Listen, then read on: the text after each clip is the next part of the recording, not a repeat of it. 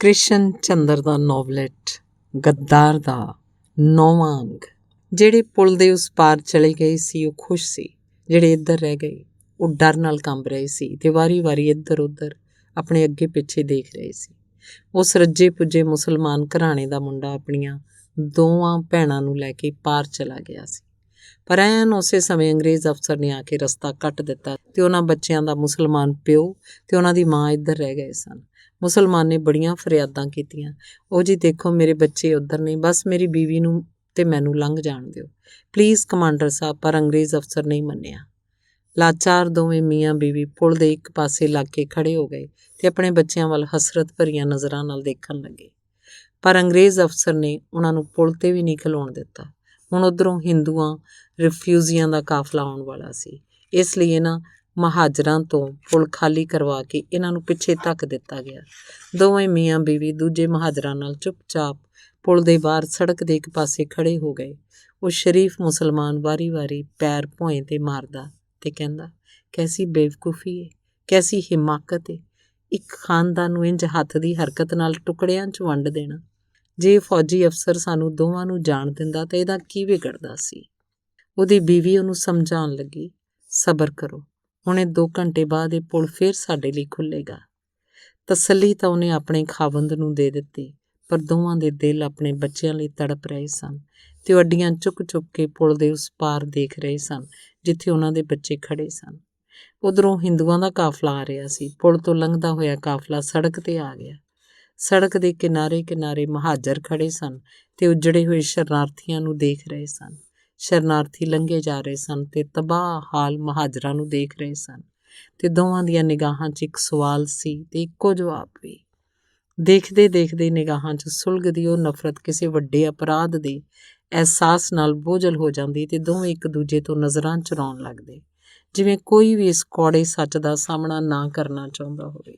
ਮੈਂ ਮਹਾਜਰਾਂ ਦੇ ਟੋਲੇ 'ਚੋਂ ਸ਼ਰਨਾਰਥੀਆਂ ਦੇ ਕਾਫਲੇ 'ਚ ਆ ਗਿਆ ਤੇ ਨਾਲ-ਨਾਲ ਦੂਜੇ ਪਾਸੇ ਚੱਲਣ ਲੱਗਾ, ਪਰ ਮੈਨੂੰ ਬਿਲਕੁਲ ਨਹੀਂ ਲੱਗਿਆ ਕਿ ਮੈਂ ਆਪਣੀ ਦਿਸ਼ਾ ਬਦਲ ਲਈ ਹੈ। ਇੰਝ ਜਾਪਿਆ ਜਿਵੇਂ ਮੈਂ ਹੁਣ ਤੱਕ ਉਸੇ ਕਾਫਲੇ ਨਾਲ ਤੁਰ ਰਿਹਾ ਸੀ। ਥੋੜ੍ਹੀ ਦੇਰ ਬਾਅਦ ਉਸ ਕਾਫਲੇ 'ਚ ਆਪਣੇ ਖਾਨਦਾਨ ਦੇ ਕਈ ਹੋਰ ਆਦਮੀ ਮਿਲ ਗਏ। 2 ਤਾਏ ਜਾਏ ਭਰਾ, ਇੱਕ ਚਾਚਾ, ਇੱਕ ਫੁੱਫੜ ਤੇ ਕੁਝ ਬੁੱਢੀਆਂ ਔਰਤਾਂ, ਤੇ ਸਾਰੇ ਮੇਰੇ ਪਿਤਾ ਦੀ ਲਾਸ਼ ਨੂੰ ਮੰਜੀ 'ਤੇ ਲੱਦ ਕੇ ਲਿਆ ਰਹੇ ਸੀ, ਜਿਹੜਾ ਹੁਣੇ-ਹੁਣੇ ਪੁਲ ਦੇ ਉਸ ਪਾਰ ਹਮਲਾਵਰਾਂ ਦਾ ਮੁਕਾਬਲਾ ਕਰਦਾ ਹੋਇਆ ਮਾਰਿਆ ਗਿਆ ਸੀ। ਅੰਗ 10ਵਾਂ। ਪਿਤਾ ਦੀ ਲਾਸ਼ ਇੱਕ ਪਾਸੇ ਕੱਪੜੇ ਨਾਲ ਢਕੀ ਪਈ ਸੀ। ਲੋਕ ਰੋ ਪਿੱਟ ਕੇ ਚੁੱਪ ਹੋ ਗਏ ਸਨ। ਭਰਾ ਚਿਤਾ ਦਾ ਪ੍ਰਬੰਧ ਕਰਨ ਚਲੇ ਗਏ ਸਨ। ਮੈਂ ਮੰਜੀ ਦਾ ਇੱਕ ਪਾਵਾ ਫੜੀ ਬੈਠਾ ਸੀ ਕਿ ਇੰਨੇ 'ਚ ਕੁਝ ਹਿੰਦੂ ਤੇ ਸਿੱਖ ਕਾਰਜਕਰਤਾ ਆ ਗਏ। ਉਹਨਾਂ ਦਾ ਲੀਡਰ ਲਾਹੌਰ ਦਾ ਮਸ਼ਹੂਰ ਹਿੰਦੂ ਪਹਿਲਵਾਨ ਬੱਲੋ ਸੀ। ਬੱਲੋ ਦੀ ਇੱਕ ਅੱਖ ਕਾਣੀ ਸੀ, ਦੂਜੀ ਬਿੱਲੀ ਦੀ ਅੱਖ ਵਰਗੀ ਸੀ। ਸਾਰੇ ਲੋਕ ਉਹਨੂੰ ਬੱਲੋ ਕਹਿੰਦੇ ਸੀ। ਬੱਲੋ ਨੇ ਲਾਹੌਰੀ ਗੇਟ ਅੰਦਰ ਮਹਿੰਦੀ ਸ਼ਾਹ ਦੇ ਅਖਾੜੇ 'ਚ ਹਿੰਦੂ ਪਹਿਲਵਾਨਾਂ ਦਾ ਇੱਕ ਟੋਲਾ ਬਣਾਇਆ ਹੋਇਆ ਸੀ। ਹਿੰਦੂ ਅਮੀਰ ਲੋਕਾਂ ਦੇ ਕਹਿਣ 'ਤੇ ਲੋਕ ਸੰਪਰਦਾਇਕ ਦੰਗਿਆਂ 'ਚ ਹਿੰਦੂਆਂ ਵੱਲੋਂ ਲੜਦੇ ਸੀ। ਬੱਲੋ ਲਾਹੌਰ 'ਚ 2-3 ਵਾਰੀ ਮੈਥੋਂ ਵੀ ਚੰਦਾ ਮੰਗਣ ਆਇਆ ਸੀ, ਪਰ ਮੈਂ ਕਦੀ ਨਹੀਂ ਸੀ ਦਿੱਤਾ। ਇਸ ਲਈ ਬੱਲੋ ਨੇ ਮੈਨੂੰ ਇਸ ਵੇਲੇ ਇੱਥੇ ਦੇਖਿਆ ਤਾਂ ਉਹਦੀ ਘਮੰਡੀ ਸੁਰ 'ਚ ਨਫ਼ਰਤ ਦੀ ਝਲਕ ਪੈਦਾ ਹੋ ਗਈ ਤੇ ਬੱਲੋ ਬੋਲਿਆ, ਹੁਣੇ ਥੋੜ੍ਹੀ ਦੇਰ 'ਚ ਲੋਕ ਮਹਾਜਰਾਂ 'ਤੇ ਹਮਲਾ ਕਰਨਗੇ। ਸ਼ਾਮ ਹੋ ਚੁੱਕੀ ਹੈ, 2/3 ਕਾਫਲਾ ਲੰਘ ਚੁੱਕਿਆ, ਬਸ ਹੁਣ ਉਹਦੀ ਪੂਛ ਬਾਕੀ ਰਹਿ ਗਈ ਹੈ। ਇਹ ਮੌਕਾ ਹਮਲਾ ਕਰਨ ਲਈ ਬਿਲਕੁਲ ਠੀਕ ਹੈ। ਮੈਂ ਕਿਹਾ, ਹਮਲਾ ਕਰ ਦਿਓ, ਮੈਨੂੰ ਕੀ। ਹਾਂ ਤੈਨੂੰ ਕੀ, ਬੱਲੋ ਨੇ ਜ਼ਰਾ ਕਰੜੀ ਸੁਰ 'ਚ ਕਿਹਾ। ਇਹੋ ਜਿਹੇ ਕਾਇਰ ਹਿੰਦੂਆਂ ਨੇ ਤਾਂ ਪਾਕਿਸਤਾਨ ਬਣਵਾਇਆ। ਇਹਨਾਂ ਦਾ ਪਿਓ ਵੀ ਮਰ ਜਾਏ ਤਾਂ ਇਹੀ ਕਹਿਣਗੇ, ਸਾਨੂੰ ਕੀ। ਤੇ ਮੈਂ ਮੰਜੀ ਨਾਲ ਲੱਗ ਕੇ ਪੈਰਾਂ ਭਾਰ ਬੈਠਾ ਹੋਇਆ ਸੀ। ਯਕਦਮ ਗੁੱਸੇ ਵਸ ਭੁੜਕ ਕੇ ਬੱਲੋ ਦੇ ਸਾਹਮਣੇ ਸਿੱਧਾ ਖੜਾ ਹੋ ਗਿਆ। ਬੱਲੋ ਨੇ ਪੂਰੀ ਲਾਪਰਵਾਹੀ ਨਾਲ ਮੇਰੇ ਦੇਖਦਿਆਂ ਕਿਹਾ, ਹਮਲਾ ਕਰਨ ਲਈ ਅਸੀਂ ਹਰੇਕ ਘਰ ਦਾ ਇੱਕ ਆਦਮੀ ਲੈ ਰਹੇ ਹਾਂ। ਅੱਧੇ ਘੰਟੇ 'ਚ ਰਾਸ਼ਨ ਡਿਪੂ ਕੋਲ ਆ ਜਾਈਂ। ਬਰਛੇ, ਸੇਲੇ, ਬੰਦੂਕਾਂ, ਘੋੜਿਆਂ ਦਾ ਬੰਦੋਬਸਤ ਹੋ ਚੁੱਕਿਆ ਹੈ। ਚਾਰੇ ਪਾਸਿਓਂ ਤਿੱਖੀਆਂ ਤਣੀਆਂ ਹੋਈਆਂ ਵਰਮੇ ਵਾਂਗ ਸੱਲ ਮਾਰਦੀਆਂ ਨਜ਼ਰਾਂ ਮੇਰੇ 'ਤੇ ਗੱਡੀਆਂ ਹੋਈਆਂ ਸਨ। ਮੈਂ ਦੰਦ ਪੀਂਦਿਆਂ ਕਿਹਾ, ਮੈਂ ਆ ਜਾਂਗਾ। ਬੱਲੋ ਹੱਸਿਆ ਤੇ ਅੱਗੇ ਤੁਰ ਗਿਆ। ਉਹਦਾ ਹਾਸਾ ਮੈਥੋਂ ਸਹਿ ਨਾ ਹੋਇਆ। ਮੈਂ ਉਸੇ ਵੇਲੇ ਉਹਦੇ ਪਿੱਛੇ ਹੋ ਲਿਆ। ਹਰ ਘਰ 'ਚੋਂ, ਹਰ ਖਾਨਦਾਨ 'ਚੋਂ ਅਸੀਂ ਇੱਕ-ਦੋ ਆਦਮੀ ਲੈਂਦੇ ਗਏ। ਜਿਵੇਂ-ਜਿਵੇਂ ਹਮਲਾਵਰਾਂ ਦੀ ਗਿਣਤੀ ਵੱਧਦੀ ਗਈ, ਗਲੇ ਭਿਆਨਕ ਤੇ ਨਜ਼ਰਾਂ ਕਰੂਰ ਹੁੰਦੀਆਂ ਗਈਆਂ। ਹੱਥਾਂ ਦੀਆਂ ਉਂਗਲਾਂ ਬੇਚੈਨ ਹੋਣ ਲੱਗੀਆਂ, ਆਪ ਮੁਹਾਰੇ ਖੁੱਲ੍ਹਣ ਬੰਦ ਹੋਣ ਲੱਗੀਆਂ। ਲੋਕਾਂ ਦੇ ਚਿਹਰੇ ਭਖਦੇ ਗਏ ਤੇ ਜਦੋਂ ਅਸੀਂ ਰਾਸ਼ਨ ਡਿਪੂ ਕੋਲ ਪਹੁੰਚੇ ਤਾਂ ਉੱਥੇ ਪਹਿਲਾਂ ਹੀ 500 ਆਦਮੀਆਂ ਦਾ ਇੱਕ ਚੀਕਦਾ ਚਿੰਗਾੜਦਾ ਹੋਇਆ ਜੱਥਾ ਮੌਜੂਦ ਸੀ, ਜਿਹੜਾ ਮੁਸਲਮਾਨਾਂ ਦੇ ਖਿਲਾਫ ਭੜਕਾਊ ਨਾਅਰੇ ਲਾ ਰਿਹਾ ਸੀ। ਮੈਂ ਵੀ ਉਹਨਾਂ ਲੋਕਾਂ ਨਾਲ ਤੁਰ ਰਿਹਾ ਸੀ, ਪਰ ਮੈਨੂੰ ਇੰਝ ਮਹਿਸੂਸ ਹੁੰਦਾ ਸੀ ਜਿਵੇਂ ਮੈਂ ਸੁਪਨੇ 'ਚ ਤੁਰ ਰਿਹਾ। ਮੇਰੇ ਚਾਰੇ ਪਾਸੇ ਜਿੰਨੇ ਵੀ ਮਾਨਸ ਸਨ, ਕਿਸੇ ਭਿਆਨਕ ਸੁਪਨੇ ਦੇ ਪਰਛਾਵੇਂ ਜਾਪਦੇ ਸਨ। ਰਾਸ਼ਨ ਡਿਪੂ ਕੋਲ ਹਿੰਦੂ ਨੌਜਵਾਨ ਨੇਜ਼ੇ ਖੂੰਡੇ ਵੰਡ ਰਹੇ ਸਨ। ਬੰਦੂਕਾਂ ਸਿਰਫ ਲੀਡਰਾਂ ਨੂੰ ਦਿੱਤੀਆਂ ਗਈਆਂ ਸਨ। ਕਿਸੇ ਨੇ ਮੇਰੇ ਹੱਥ 'ਚ ਇੱਕ ਸੇਲਾ ਫੜਾ ਦਿੱਤਾ। ਮੈਂ ਫੜ ਲਿਆ। ਕਿਸੇ ਨੇ ਕਿਹਾ, ਓਏ ਉਹ ਤੇਰਾ ਘੋੜਾ ਹੈ। ਮੈਂ ਸੇਲਾ ਲੈ ਕੇ ਘੋੜੇ 'ਤੇ ਸਵਾਰ ਹੋ ਗਿਆ। ਅਸੀਂ ਮੋੜ 'ਤੇ ਜਾ ਕੇ, ਜਿੱਥੇ ਬੋਹੜ ਦਾ ਇੱਕ ਵੱਡਾ ਸਾਰਾ ਰੁੱਖ ਸੀ, ਮੁਸਲਮਾਨਾਂ 'ਤੇ ਹਮਲਾ ਕਰ ਦਿੱਤਾ। ਸਤਿ ਸ੍ਰੀ ਅਕਾਲ ਤੇ ਹਰ ਹਰ ਮਹਾਦੇਵ ਦੇ ਨਾਅਰਿਆਂ ਦੇ ਨਾਲ ਵਾਤਾਵਰਨ 'ਚ ਮੁਸਲਮਾਨ ਮਹਾਜਰਾਂ ਦੀਆਂ ਚੀਕਾਂ ਤੇਜ਼ ਹੁੰਦੀਆਂ ਗਈਆਂ। ਮਹਾਜਰਾਂ ਦੇ ਕਾਫਲੇ ਦੇ ਲੋਕ ਸੜਕ ਛੱਡ ਕੇ ਰੇਤਲੇ ਮੈਦਾਨਾਂ 'ਚ ਭੱਜਣ ਲੱਗੇ। ਕੁਝ ਮੁਸਲਮਾਨ ਨੌਜਵਾਨ ਬੜੀ ਬਹਾਦਰੀ ਨਾਲ ਅੱਲਾਹੂ ਅਕਬਰ ਦੇ ਨਾਅਰੇ ਲਾਉਂਦੇ ਹੋਏ ਵਿਰੋਧ ਕਰਨ ਲੱਗੇ, ਪਰ ਹਮਲਾ ਕਰਨ ਵਾਲਿਆਂ ਨੇ ਮੋੜ ਤੋਂ ਰਸਤਾ ਕੱਟ ਕੇ ਮਹਾਜਰਾਂ ਨੂੰ ਸੜਕ ਤੋਂ ਭਜਾ ਕੇ ਡੱਕੀ ਦੇ ਪ੍ਰਸਿੱਧ ਰੇਤਲੇ ਮੈਦਾਨ 'ਚ ਘੇਰੇ 'ਚ ਲੈ ਲਿਆ, ਜਿੱਥੇ ਉਸ ਤੋਂ ਪਹਿਲਾਂ ਵੀ ਸੈਂਕੜੇ ਮੁਸਲਮਾਨਾਂ ਦੀਆਂ ਧੌਣਾਂ ਕੱਟੀਆਂ ਜਾ ਚੁੱਕੀਆਂ ਸਨ। ਹੁਣ ਮੇਰੇ ਚਾਰੇ ਪਾਸੇ ਮਸ਼ਾਲਾਂ ਜਗ ਰਹੀਆਂ ਸਨ। ਚਾਰੇ ਪਾਸੇ ਕੋਹਰਾਮ ਮੱਚਿਆ ਹੋਇਆ ਸੀ। ਘਮਾਸਾਨ ਛਿੜਿਆ ਹੋਇਆ ਸੀ। ਸੇਲਾ ਚੁੱਕੀ ਘੋੜਾ ਦੌੜਾਉਂਦਾ ਹੋਇਆ ਮੈਂ ਵੀ ਇੱਧਰ ਉੱਧਰ ਸ਼ਿਕਾਰ ਦੀ ਭਾਲ 'ਚ ਫਿਰ ਰਿਹਾ ਸੀ। ਮੇਰੇ ਸਾਹਮਣੇ ਇੱਕ ਬੁੱਢਾ ਮੁਸਲਮਾਨ ਇੱਕ ਛੋਟੇ ਜਿਹੇ ਬੱਚੇ ਨੂੰ ਛਾਤੀ ਨਾਲ ਲਾਈ ਭੱਜਿਆ ਜਾ ਰਿਹਾ ਸੀ। ਉਹਦੀ ਮੈਲੀ ਕੁਚੈਲੀ ਬਨੈਣ ਕਈ ਥਾਵਾਂ ਤੋਂ ਪਾਟੀ ਹੋਈ ਸੀ। ਉਹਨੇ ਸਲੇਟੀ ਰੰਗ ਦਾ ਮੈਲਾ ਜਿਹਾ ਤਹਿਮਤ ਬੰਨ੍ਹਿਆ ਸੀ। ਉਹ ਭੱਜਿਆ ਜਾ ਰਿਹਾ ਸੀ। ਬੱਚਾ ਭੈ ਵਸ ਚੀਕ ਰਿਹਾ ਸੀ ਤੇ ਉਹਨੇ ਦੋਵੇਂ ਨਿੱਕੇ ਨਿੱਕੇ ਹੱਥ ਉਸ ਬੁੱਢੇ ਦੀ ਗਰਦਨ ਦੁਆਲੇ ਵਲੇ ਹੋਏ ਸਨ। ਭੱਜਦਿਆਂ ਭੱਜਦਿਆਂ ਉਸ ਮੁਸਲਮਾਨ ਨੂੰ ਠੇਡਾ ਲੱਗਿਆ। ਉਹਦੀ ਗੰਢੜੀ ਧਰਤੀ 'ਤੇ ਡਿੱਗ ਪਈ। ਜਦੋਂ ਉਹਨੂੰ ਚੁੱਕਣ ਲਈ ਮੁੜਿਆ ਤਾਂ ਮੈਂ ਕਾਹਲ ਨਾਲ ਘੋੜਾ ਦੌੜਾ ਕੇ ਸੇਲਾ ਉਹਦੀ ਛਾਤੀ 'ਤੇ ਰੱਖ ਦਿੱਤਾ। ਬੁੱਢੇ ਨੇ ਗੰਢੜੀ ਉੱਥੇ ਧਰਤੀ 'ਤੇ ਛੱਡ ਦਿੱਤੀ। ਉਹਦਾ ਹੱਥ ਜ਼ਰਾ ਕੁ ਆਪਣੀ ਛਾਤੀ ਵੱਲ ਉੱਠਿਆ ਤੇ ਉਹਨੇ ਮੇਰੇ ਵੱਲ ਭੀਖ ਮੰਗਦੀਆਂ ਨਜ਼ਰਾਂ ਨਾਲ ਦੇਖ ਕੇ ਆਪਣੇ ਖਨੂਨਾਂ ਦੇ ਅੰਦਾਜ਼ 'ਚ ਜ਼ਰਾ ਕੁ ਹਿਲਾਉਂਦਿਆਂ ਕਿਹਾ, ਨਾ ਬੇਟਾ, ਮੈਨੂੰ ਨਾ ਮਾਰ। ਬਸ ਇੱਕੋ ਛਿਣ ਦੀ ਤਸਵੀਰ ਮੇਰੇ ਦਿਮਾਗ 'ਚ ਪਾਉਂਦੀ ਹੈ। ਉਸ ਬੁੱਢੇ ਦਾ ਮੂੰਹ ਡਰ ਨਾਲ ਖੁੱਲ੍ਹਿਆ ਹੋਇਆ ਸੀ। ਉਹਦਾ ਉੱਪਰ ਉੱਠਿਆ ਹੋਇਆ ਹੱਥ ਡਰ ਨਾਲ ਤਰਲੇ ਕੱਢਦਾ ਕੰਬ ਰਿਹਾ ਸੀ ਤੇ ਪਾਟੀ ਬਨੈਣ 'ਚ ਉਹਦੀ ਛਾਤੀ ਨਜ਼ਰ ਆ ਰਹੀ ਸੀ। ਨੇਜ਼ਾ ਉਹਦੀ ਛਾਤੀ ਨਾਲ ਲੱਗਿਆ ਹੋਇਆ ਸੀ, ਜਿਹਤੇ ਸਫੇਦ ਸਫੇਦ ਵਾਲ ਸਨ, ਜਿਵੇਂ ਮੇਰੇ ਪਿਤਾ ਦੀ ਛਾਤੀ 'ਤੇ ਸਨ, ਤੇ ਬੁੱਢੇ ਦੇ ਭਰਵੱਟੇ ਵੀ ਸਫੈਦ ਸਨ, ਜਿਵੇਂ ਮੇਰੇ ਪਿਤਾ ਜੀ ਦੇ ਸਨ। ਤੇ ਜਿਸ ਦੀਨਤਾ ਤੇ ਹਲੀਮੀ ਨਾਲ ਉਹਨੇ ਕਿਹਾ ਸੀ, ਨਾ ਬੇਟਾ, ਮੈਨੂੰ ਨਾ ਮਾਰ, ਉਸ ਸੁਰ ਤੋਂ ਮੈਨੂੰ ਆਪਣਾ ਪਿਤਾ ਯਾਦ ਆ ਗਿਆ ਤੇ ਯਕਦਮ ਮੇਰੀਆਂ ਅੱਖਾਂ 'ਚੋਂ ਅੱਥਰੂ ਵਹਿ ਤੁਰੇ ਤੇ ਮੈਂ ਆਪਣਾ ਨੇਜ਼ਾ ਉਹਦੀ ਛਾਤੀ ਤੋਂ ਹਟਾਉਣ ਹੀ ਵਾਲਾ ਸੀ ਕਿ ਪਿੱਛੋਂ ਇੱਕ ਕੁਰਖਤ ਆਵਾਜ਼ ਆਈ, ਓਏ ਕੁੱਤਿਆ ਬਾਹਮਣਾ, ਤੂੰ ਕੀ ਲੜੇਂਗਾ? ਪਰੇ ਹਟ ਜਾ ਗੱਦਾਰਾ।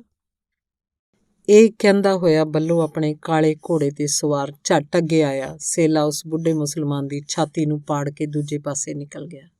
ਯਕਦਮ ਮੈਂ ਉਸ ਬੁੱਢੇ ਮੁਸਲਮਾਨ ਨੂੰ ਕਾਲੇ ਘੋੜੇ ਦੇ ਪੈਰਾਂ 'ਚ ਲੜਖੜਾ ਕੇ ਡਿੱਗਦਿਆਂ ਦੇਖਿਆ ਤੇ ਨਿੱਕੇ ਬੱਚੇ ਨੂੰ ਲੋਟਣੀਆਂ ਖਾ ਕੇ ਇੱਕ ਛੋਟੇ ਜਿਹੇ ਟੋਏ 'ਚ ਲੁੜਕਦਿਆਂ ਦੇਖਿਆ।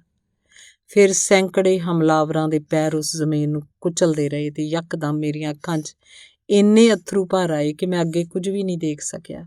ਘੋੜੇ 'ਤੇ ਬੈਠੇ ਦਾ ਮੇਰਾ ਸਾਰਾ ਸਰੀਰ ਕੰਬਣ ਲੱਗਿਆ।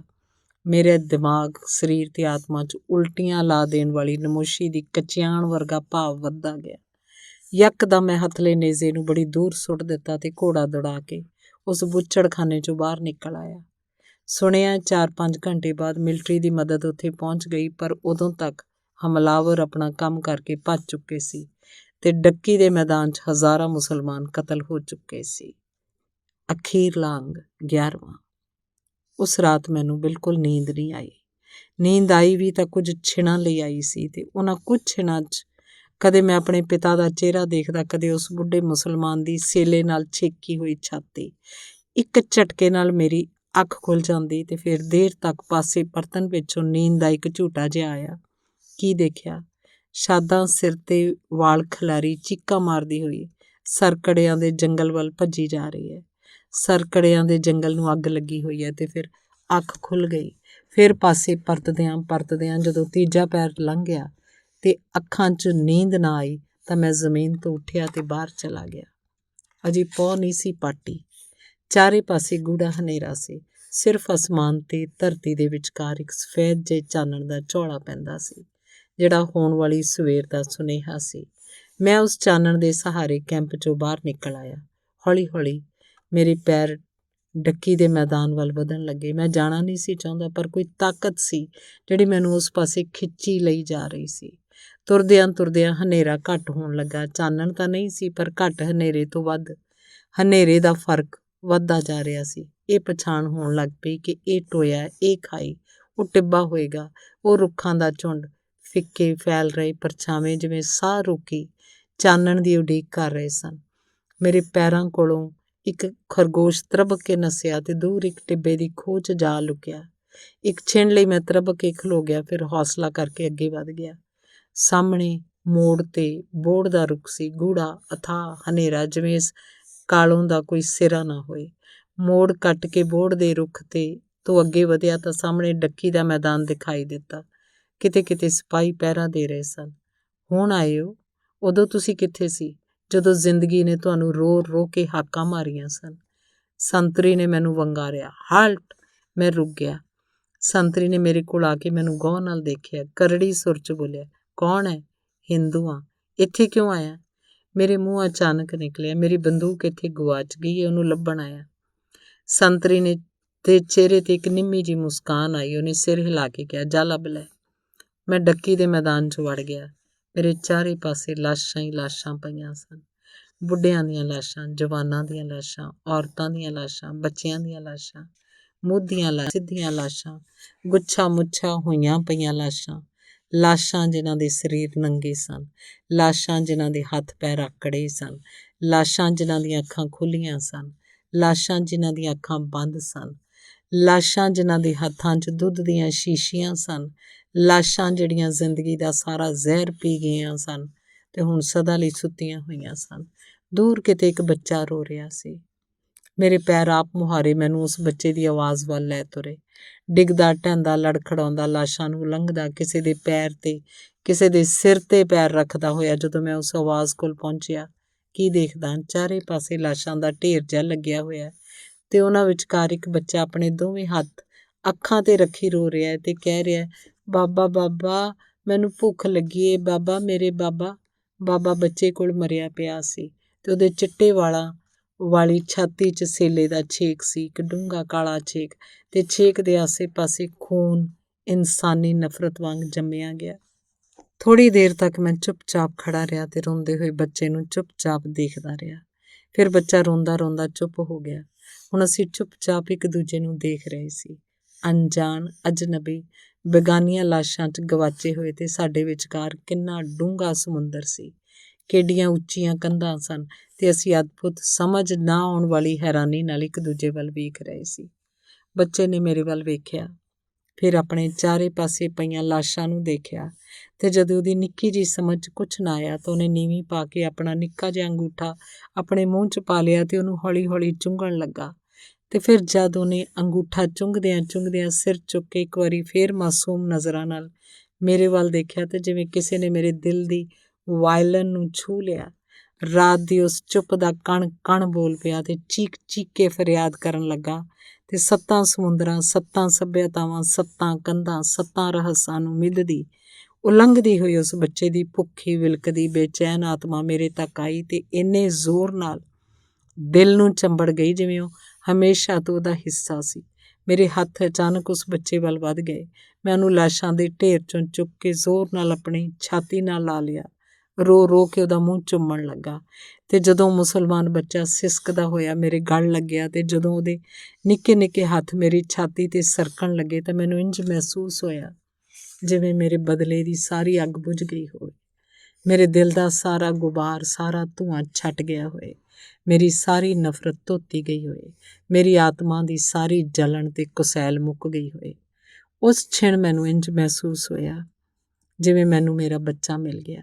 ਮੈਂ ਉਸ ਬੱਚੇ ਨੂੰ ਚੁੱਕੀ ਖੜਾ ਸੀ ਤੇ ਚਾਰੇ ਪਾਸੇ ਦੇਖ ਰਿਹਾ ਸੀ।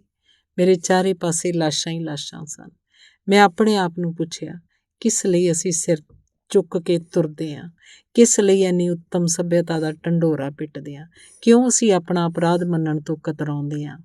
ਇਹ ਅਧੂਰੀਆਂ, ਅੱਧ-ਕੱਚੀਆਂ ਸੱਭਿਅਤਾਵਾਂ ਆਪਣੀ ਬੁੱਕਲ 'ਚ ਕਿੱਡੇ-ਕਿੱਡੇ ਹਨੇਰੇ ਲੁਕਾਈ ਰੱਖਦੀਆਂ ਨੇ। ਇਹ ਹਿੰਦੂ ਸੱਭਿਅਤਾ ਤੇ ਮੁਸਲਮਾਨ ਸੱਭਿਅਤਾ, ਈਸਾਈ ਸੱਭਿਅਤਾ ਤੇ ਸਿੱਖ ਸੱਭਿਅਤਾ, ਯੂਰਪੀ ਸੱਭਿਅਤਾ ਤੇ ਏਸ਼ੀਆਈ ਸੱਭਿਅਤਾ, ਇਹਨਾਂ ਚਮਕਦੀਆਂ ਦਮਕਦੀਆਂ ਸੱਭਿਅਤਾਵਾਂ 'ਚ ਕਿਹੜੀਆਂ ਕਿਹੜੀਆਂ ਖਾਈਆਂ, ਕੈਸੇ ਕੈਸੇ ਹਨੇਰੇ ਲੁਕੇ ਹੋਏ ਨੇ। ਪਰ ਲੋਕ ਉਹਨਾਂ ਬਾਰੇ ਦੱਸਦੇ ਨਹੀਂ, ਅਤੇ ਜੋ ਕੁਝ ਉਹ ਦੱਸਦੇ ਨੇ ਉਹ ਬੜਾ ਹੀ ਸੋਹਣਾ ਸੁਹਾਵਾ ਮਾਣ ਅਤੇ ਸਨਮਾਨ ਵਾਲਾ ਹੁੰਦਾ ਹੈ। ਜੇ ਕੋਈ ਹੌਸਲਾ ਕਰਕੇ ਉਸ ਸੱਭਿਅਤਾ ਦੇ ਸੁੰਦਰ ਲਬਾਦੇ ਨੂੰ ਹਟਾ ਕੇ ਵੇਖਣਾ ਚਾਹੁੰਦਾ ਹੈ ਤਾਂ ਉਹਨੂੰ ਗੱਦਾਰ ਸਮਝ ਕੇ ਕਤਲ ਕਰ ਦਿੱਤਾ ਜਾਂਦਾ ਹੈ ਜਾਂ ਉਹਦੀ ਪਿੱਠ 'ਚ ਛੁਰਾ ਮਾਰ ਦਿੱਤਾ ਜਾਂਦਾ ਹੈ। ਪਰ ਹੁਣ ਮੈਨੂੰ ਕਿਸੇ ਦਾ ਡਰ ਨਹੀਂ ਹੈ। ਉਹਨਾਂ ਲਾਸ਼ਾਂ 'ਚ ਤੁਰਦਿਆਂ ਤੁਰਦਿਆਂ ਅਚਾਨਕ ਮੈਨੂੰ ਮਹਿਸੂਸ ਹੋਇਆ ਜਿਵੇਂ ਹੁਣ ਮੈਨੂੰ ਕਿਸੇ ਦਾ ਡਰ ਨਹੀਂ ਰਿਹਾ, ਜਿਵੇਂ ਕਾਫੀ ਅਰਸਾ ਹੋਇਆ ਮੈਂ ਆਪਣਾ ਸਿਰ ਖੁਦ ਕੱਟ ਕੇ ਸੁੱਟ ਚੁੱਕਿਆ। ਹੁਣ ਮੈਨੂੰ ਰਸਤਿਆਂ ਦੇ ਛਲ ਤੇ ਹੈਰਾਨੀ ਨਹੀਂ ਹੋਏਗੀ। ਮੇਰੇ ਕੰਨ ਉਹਨਾਂ ਆਵਾਜ਼ਾਂ ਤੋਂ ਧੋਖਾ ਨਹੀਂ ਖਾਣਗੇ ਜਿਨ੍ਹਾਂ ਆਪਣੇ ਮਖਮਲੀ ਲਿਬਾਸ 'ਚ ਇੱਕ ਜ਼ਹਿਰੀਲਾ ਖੰਜਰ ਲੁਕਾਇਆ ਹੋਇਆ। ਹੁਣ ਮੈਂ ਕਿਸੇ ਦੇ ਅਪਰਾਧ ਨਹੀਂ ਸੁਣਾ ਗਿਣਾਂਗਾ। ਉਹਨਾਂ ਲਾਸ਼ਾਂ 'ਚ ਤੁਰਦਿਆਂ ਤੁਰਦਿਆਂ ਜਦੋਂ ਮੈਂ ਆਪਣੇ ਸਮਾਜ ਦੇ ਆਦਰਸ਼ਾਂ ਨੂੰ ਟੋਇਆ ਟਟੋਲਿਆ ਤਾਂ ਮੇਰੇ ਹੱਥਾਂ ਦੀ ਸਾਰੀ ਰੇਤ ਘਿਰ ਗਈ, ਸਾਰੇ ਪੀਲੇ ਪੱਤੇ ਹਵਾ 'ਚ ਖਿਲਰ ਗਏ ਅਤੇ ਮੈਂ ਉਸ ਮੁਸਲਮਾਨ ਬੱਚੇ ਨੂੰ ਗਲ ਨਾਲ ਲਾ ਕੇ ਆਪਣੇ ਪੁਰਾਣੀ ਰੀਤੀ ਰਿਵਾਜ਼ਾਂ ਅਤੇ ਸੰਸਿਆਂ ਸੰਸਕਾਰਾਂ ਨੂੰ ਅੱਗ ਲਾ ਦਿੱਤੀ। ਤੁਰਦਿਆਂ ਤੁਰਦਿਆਂ ਮੈਨੂੰ ਇੰਝ ਮਹਿਸੂਸ ਹੋਇਆ ਜਿਵੇਂ ਹੁਣ ਮੈਂ ਨਿਸ਼ਚਿੰਤ ਅਤੇ ਸ਼ਾਂਤ ਹਾਂ, ਕੋਈ ਮੇਰਾ ਕੁਛ ਨਹੀਂ ਵਿਗਾੜ ਸਕਦਾ, ਕਿਉਂਕਿ ਮੈਂ ਇੱਕ ਸਿਰ ਕਟਿਆ ਇਨਸਾਨ ਹਾਂ ਜਿਹਨੂੰ ਸਿਰਫ ਇੱਕ ਹਰੇ ਪੱਤੇ ਦੀ ਭਾਲ ਹੈ। ਮੈਦਾਨ 'ਚੋਂ ਬਾਹਰ ਨਿਕਲਣ 'ਤੇ ਸੰਤਰੀ ਨੇ ਮੈਨੂੰ ਫੇਰ ਟੋਕਿਆ। ਮੈਂ ਕਿਹਾ ਮੈਨੂੰ ਬੰਦੂਕ ਨਹੀਂ ਲੱਭੀ। ਤਾਂ ਫਿਰ ਤੂੰ ਇਸ ਬੱਚੇ ਨੂੰ ਕਿਉਂ ਚੁੱਕ ਲਿਆਇਆ? ਸੰਤਰੀ ਨੇ ਪੁੱਛਿਆ। ਉਹਦੀ ਆਵਾਜ਼ ਰੁੱਖੀ ਸੀ ਜਿਵੇਂ ਉਹਨੂੰ ਮੇਰੀ ਇਹ ਹਰਕਤ ਪਸੰਦ ਨਾ ਆਈ ਹੋਏ। ਇਹ ਜਿਉਂਦਾ ਹੈ, ਮੈਂ ਉਹਨੂੰ ਕਿਹਾ। ਜਿਉਂਦਾ ਹੈ ਜਾਂ ਮੁਰਦਾ? ਤੈਨੂੰ ਇਸ ਬੱਚੇ ਨੂੰ ਚੁੱਕਣ ਦਾ ਕੋਈ ਹੱਕ ਨਹੀਂ, ਇਹਨੂੰ ਉੱਥੇ ਹੀ ਛੱਡ ਆ। ਪਰ ਮੈਂ ਇਹਨੂੰ ਮਾਰਨਾ ਚਾਹੁੰਦਾ। ਮੈਂ ਉਸ ਪਹਿਰੇਦਾਰ ਨੂੰ ਅੱਖ ਮਾਰ ਕੇ ਕਿਹਾ, ਇਹ ਸੱਪ ਦਾ ਬੱਚਾ ਹੈ, ਜਿਉਂਦਾ ਕਿਉਂ ਰਹੇ? ਪਹਿਰੇਦਾਰ ਦੇ ਚਿਹਰੇ 'ਤੇ ਸ਼ੱਕ ਤੇ ਸ਼ੰਕੇ ਦੇ ਪ੍ਰਭਾਵ ਨਜ਼ਰ ਆਏ। ਉਹ ਰੁਕ ਰੁਕ ਕੇ ਬੋਲਿਆ, ਤੂੰ ਵਾਕਈ ਇਹਨੂੰ ਮਾਰ ਦੇਂਗਾ? ਮੈਂ ਕਿਹਾ, ਉਹ ਬਈ ਮੈਂ ਇਹਦੀ ਬੋਟੀ ਬੋਟੀ ਕਰ ਦਿਆਂਗਾ, ਦੋਵੇਂ ਲੱਤਾਂ ਵਿਚਕਾਰੋਂ ਚੀਰ ਕੇ ਇਹਨੂੰ ਨਾਲੇ 'ਚ ਸੁੱਟ ਦਿਆਂਗਾ। ਫਿਰ ਪਹਿਰੇਦਾਰ ਨੇ ਨੂੰ ਅੱਖ ਮਾਰੀ। ਪਹਿਰੇਦਾਰ ਤਾਂ ਮੁਸਕਰਾਇਆ। ਥੋੜ੍ਹੀ ਦੇਰ ਬਾਅਦ ਬੋਲਿਆ, ਤੂੰ ਇਹਨੂੰ ਲੈ ਜਾ ਸਕਦਾ ਹੈ। ਬੱਚਾ ਉੱਚੀ ਉੱਚੀ ਰੋਣ ਲੱਗਾ। ਮੈਂ ਬੱਚੇ ਨੂੰ ਲੈ ਕੇ ਕਾਹਲੇ ਪੈਰੀਂ ਤੁਰਨ ਲੱਗਾ। ਅਚਾਨਕ ਪਹਿਰੇਦਾਰ ਨੇ ਪਿੱਛੋਂ ਚੀਕ ਕੇ ਕਿਹਾ, ਠਹਿਰ। ਪਰ ਮੈਂ ਕੁਛ ਨਾ ਸੁਣਿਆ। ਮੈਂ ਆਪਣੀ ਚਾਲ ਤੇਜ਼ ਕਰ ਦਿੱਤੀ ਅਤੇ ਭੱਜਣ ਲੱਗ ਪਿਆ। ਅਚਾਨਕ ਇੱਕ ਗੋਲੀ ਦੀ ਆਵਾਜ਼ ਆਈ ਅਤੇ ਗੋਲੀ ਮੇਰੀ ਲੱਤ ਨਾਲ ਖਹਿੰਦੀ ਸ਼ੂਕਦੀ ਲੰਘ ਗਈ। ਪਰ ਮੈਂ ਭੱਜਦਾ ਰਿਹਾ, ਭੱਜਦਾ ਇੱਕ ਟਿੱਬੇ ਦੀ ਓਟ 'ਚ ਜਾ ਕੇ ਆਪਣੀ ਲੱਤ ਦਾ ਜ਼ਖਮ ਦੇਖਣ ਲੱਗਾ ਜਿਸ 'ਚੋਂ ਖੂਨ ਵਗ ਰਿਹਾ ਸੀ। ਰਾਵੀ 'ਤੇ ਸਵੇਰ ਹੋ ਗਈ ਸੀ ਅਤੇ ਮੈਂ ਨਦੀ ਕਿਨਾਰੇ ਉਸ ਬੱਚੇ ਨੂੰ ਚੁੱਕੀ ਖੜਾ ਸੋਚ ਰਿਹਾ ਸੀ, ਹੁਣ ਤੂੰ ਕਿੱਥੇ ਜਾਏਂਗਾ ਬੈਜਨਾਥਾ? ਹਿੰਸਾ ਤੇ ਅਤਿਆਚਾਰ, ਦੁਸ਼ਮਣੀ ਤੇ ਨਫ਼ਰਤ ਦੇ ਜਿਸ ਤੂਫਾਨ 'ਚੋਂ ਭੱਜ ਕੇ ਤੂੰ ਇੱਥੇ ਆਇਆ, ਉਹ ਤਾਂ ਇੱਥੇ ਵੀ ਹਾਜ਼ਰ ਏ ਅਤੇ ਤੂੰ ਤਾਂ ਹੁਣ ਇਹਨਾਂ ਦੋਵਾਂ ਸੱਭਿਅਤਾਵਾਂ ਦਾ ਗੱਦਾਰ ਏ। ਤੂੰ ਇਹਨਾਂ ਤੋਂ ਬਚ ਕੇ ਕਿੱਥੇ ਜਾਏਂਗਾ?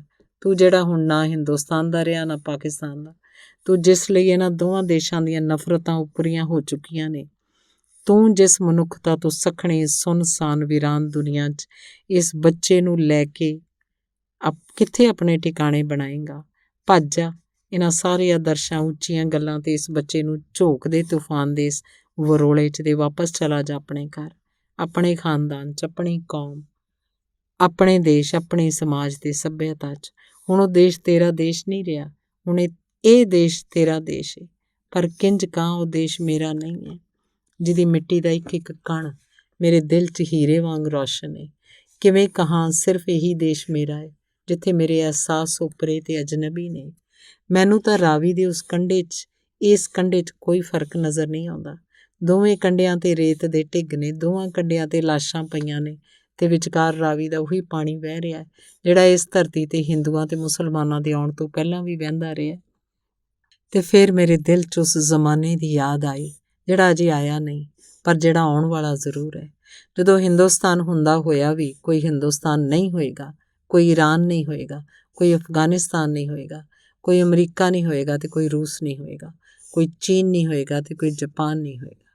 ਜਦੋਂ ਇਹ ਸਾਰੀ ਧਰਤੀ ਸਾਰੇ ਇਨਸਾਨਾਂ ਲਈ ਇੱਕ ਛੋਟਾ ਜਿਹਾ ਪਿੰਡ ਬਣ ਜਾਏਗੀ ਜਿਸ 'ਚ ਸਾਰੇ ਇਨਸਾਨ ਆਪੋ ਆਪਣੀ ਜਗ੍ਹਾ 'ਚ ਰਹਿੰਦੇ ਹੋਏ ਵੀ ਇੱਕ ਦੂਜੇ ਨਾਲ ਪਿਆਰ ਅਤੇ ਮੁਹੱਬਤ, ਆਜ਼ਾਦੀ ਅਤੇ ਸਮਾਨਤਾ ਦਾ ਵਰਤਾਰਾ ਕਰਦੇ ਹੋਏ ਅਮਨ ਅਤੇ ਚੈਨ ਨਾਲ ਰਹਿਣਗੇ। ਓਏ ਕਿਉਂ ਮੈਂ ਇੰਝ ਸੋਚਦਾ, ਕਿਉਂ ਉਵੇਂ ਨਹੀਂ ਸੋਚਦਾ ਜਿਵੇਂ ਦੂਜੇ ਸ਼ਰੀਫ, ਸੱਭਿਆ ਅਤੇ ਅਕਲਮੰਦ ਅਤੇ ਪੜ੍ਹੇ ਲਿਖੇ ਇਨਸਾਨ ਸੋਚਦੇ ਨੇ, ਆਪੋ ਆਪਣੇ ਦੇਸ਼ਾਂ, ਧਰਮਾਂ, ਸਮਾਜਿਕ ਸੰਪਰਦਾਵਾਂ ਅਤੇ ਗਰੋਹਾਂ 'ਚ ਵੰਡੇ ਹੋਏ, ਰੰਗ, ਨਸਲ, ਦੇਸ਼ ਤੇ ਜਾਤ ਦੀਆਂ ਤਖਤੀਆਂ ਆਪਣੀ ਛਾਤੀ ਤੇ ਚਿਪਕਾਏ ਸੋਚਦੇ ਨੇ, ਆਖਰ ਮੈਨੂੰ ਹੋਇਆ ਕੀ ਏ? ਇੱਕ ਕੈਸੀ ਜਾਨਲੇਵਾ ਚਾਹਤ ਏ ਜਿਹੜੀ ਮੇਰੀ ਆਤਮਾ ਨੂੰ ਹਰ ਘੜੀ ਮਿਜ਼ਰਾਬ ਵਾਂਗ ਛੇੜ ਰਹੀ ਏ, ਜਿਹੜੀ ਮੇਰੀ ਅੰਤਰ ਆਤਮਾ ਨੂੰ ਵਾਰੀ-ਵਾਰੀ ਕਹਿੰਦੀ ਏ, ਕੋਈ ਕੁਛ ਕਹੇ, ਕੋਈ ਮੰਨੇ ਜਾਂ ਨਾ ਮੰਨੇ, ਪਰ ਇੱਕ ਦਿਨ ਜ਼ਰੂਰ ਅਜਿਹਾ ਆਏਗਾ। ਉਹ ਦਿਨ ਅੱਜ ਆਏ, ਕੱਲ੍ਹ ਆਏ, 1000 ਸਾਲ ਬਾਅਦ ਆਏ, ਪਰ ਜੇ ਇਨਸਾਨ ਜੀਵਾਂ 'ਚ ਸਭ ਤੋਂ ਸ੍ਰੇਸ਼ਟ ਏ, ਜੇ ਉਹਦੇ ਜੀਵਨ ਦਾ ਕੋਈ ਉਦੇਸ਼ ਏ, ਜੇ ਉਹਦੀ ਸੱਭਿਅਤਾ ਦਾ ਕੋਈ ਉਦੇਸ਼ ਏ, ਜੇ ਉਹਦੇ ਭਵਿੱਖ ਦਾ ਕੋਈ ਉੱਜਲ ਟੀਚਾ ਏ, ਤਾਂ ਉਹ ਦਿਨ ਜ਼ਰੂਰ ਆਏਗਾ ਜਦੋਂ ਇਨਸਾਨ ਆਪਣੀ ਜਾਨ 'ਤੇ ਖੇਡ ਕੇ ਆਪਣੇ ਸਾਰੇ ਦੋਸ਼ਾਂ ਨਾਲ ਲੜਦਾ ਹੋਇਆ ਆਪਣੀਆਂ ਆਦਮ ਪ੍ਰਵਿਰਤੀਆਂ 'ਤੇ ਕਾਬੂ ਪਾਉਂਦਾ ਹੋਇਆ ਕੁਦਰਤ ਦੇ ਰਹੱਸ ਦਾ ਸੀਨਾ ਚੀਰ ਕੇ ਉੱਜਲ ਟੀਚੇ 'ਤੇ ਅੱਪੜ ਜਾਏਗਾ। ਉਹ ਦਿਨ ਜ਼ਰੂਰ ਆਏਗਾ, ਜ਼ਰੂਰ ਆਏਗਾ, ਅਤੇ ਉਸ ਦਿਨ ਦੀ ਉਡੀਕ 'ਚ ਮੈਨੂੰ ਜਿਉਂਦਾ ਰਹਿਣਾ ਪਏਗਾ। ਇਸ ਬੱਚੇ ਨੂੰ ਛਾਤੀ ਨਾਲ ਲਾ ਕੇ ਅਤੇ ਇਹਨੂੰ ਵੀ ਜਿਉਂਦਾ ਰਹਿਣਾ ਪਏਗਾ। ਫੈਲਦੇ ਹੋਏ ਹਨੇਰੇ ਤੋਂ ਭੱਜ ਰਹੀ ਰੌਸ਼ਨੀ ਨੂੰ ਆਪਣੀ ਪੂਰੀ ਵਾਹ ਲਾ ਕੇ ਰੋਕਣਾ ਪਏਗਾ। ਹਨੇਰੇ ਦੇ ਘਿਰਦੇ ਹੋਏ ਮਲਬੇ ਹੇਠ ਨੱਪੀ ਜਾ ਰਹੀ ਚਾਨਣ ਦੀ ਰਿਸ਼ਮ ਨੂੰ ਨੌਂਦਰਾਂ ਨਾਲ ਖੁਰਚ ਕੇ ਕੱਢਣਾ ਪਏਗਾ। ਉਹਨੂੰ ਆਪਣੇ ਹਨੇਰੇ ਸੀਨੇ 'ਤੇ ਚਿਪਕਾ ਕੇ ਗਲੇ ਦਾ ਹਾਰ ਬਣਾਉਣਾ ਪਏਗਾ। ਉਹ ਲੋਕ ਮੇਰੇ 'ਤੇ ਹੱਸਣਗੇ, ਥੁੱਕਣਗੇ, ਨਫ਼ਰਤ ਨਾਲ ਆਪਣਾ ਮੂੰਹ ਫੇਰ ਲੈਣਗੇ, ਪਰ ਮੈਨੂੰ ਇਹ ਜ਼ਹਿਰ ਪੀ ਕੇ ਮਨੁੱਖ ਦੀ ਮਹਾਨਤਾ ਨੂੰ ਆਪਣੀ ਛਾਤੀ ਅੰਦਰ ਜਿਉਂਦਿਆਂ ਰੱਖ ਕੇ ਆਪਣੀ ਮੰਜ਼ਿਲ ਵੱਲ ਵਧਣਾ ਪਏਗਾ। ਬੱਚੇ ਨੇ ਮੇਰੇ ਵੱਲ ਹੈਰਾਨ ਨਿਗਾਹਾਂ ਨਾਲ ਦੇਖ ਕੇ ਪੁੱਛਿਆ, ਤੂੰ ਕੌਣ ਏ? ਮੈਂ ਕਿਹਾ, ਮੈਂ ਤੇਰਾ ਚਾਚਾ। ਚਾਚਾ? ਬੱਚੇ ਨੇ ਡਰਦਿਆਂ ਹੋਇਆ ਪੁੱਛਿਆ, ਤੂੰ ਮੈਨੂੰ ਲੋਤੀ ਦੇਂਗਾ? ਹਾਂ, ਮੈਂ ਤੈਨੂੰ ਰੋਟੀ ਦਿਆਂਗਾ, ਮੈਂ ਭਰੜਾਈ ਆਵਾਜ਼ 'ਚ ਕਿਹਾ। ਅਤੇ ਫਿਰ ਮੇਰੇ ਚਾਰੇ ਪਾਸੇ ਨਦੀ ਦੇ ਉਸ ਕੰਢੇ ਤੋਂ ਇਸ ਕੰਢੇ ਤੱਕ ਚਾਨਣ ਹੀ ਚਾਨਣ ਪਸਰ ਗਿਆ। ਮੈਂ ਬੱਚੇ ਨੂੰ ਦੋਵਾਂ ਹੱਥਾਂ ਨਾਲ ਉੱਪਰ ਚੁੱਕਿਆ ਅਤੇ ਉਹਦੀਆਂ ਗੱਲ੍ਹਾਂ ਨੂੰ ਚੁੰਮਿਆ, ਉਹਦੇ ਮੱਥੇ ਨੂੰ ਚੁੰਮਿਆ, ਉਹਨੂੰ ਆਪਣੇ ਮੋਢੇ 'ਤੇ ਬਿਠਾ ਕੇ ਆਸ ਦੀ ਉਸ ਵਾਦੀ ਵੱਲ ਤੁਰ ਪਿਆ ਜਿੱਥੇ ਸੂਰਜ ਕਦੇ ਨਹੀਂ ਡੁੱਬਦਾ। ਧੰਨਵਾਦ।